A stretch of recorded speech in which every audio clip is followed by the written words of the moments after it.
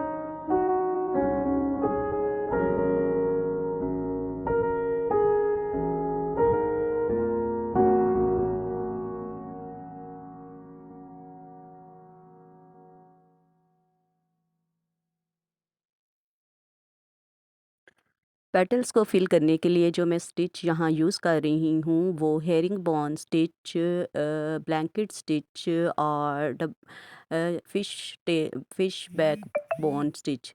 ये इन तीनों में से कोई भी आप नाम दे सकते हैं इस स्टिच को। This looks very beautifully how I have filled this cross stitch. Yes, you can also say this stitch as cross stitch. Look how I am filling the petals. This is, I have introduced different ideas to fill the flowers. I have started a series of flower, so you can check my playlist flower and embroidery stitches, in which you can choose any of the flower for your dresses, for your bed sheet, for your any other articles. So hope you will like my video. Stay tuned and stay blessed. Allah Hafiz.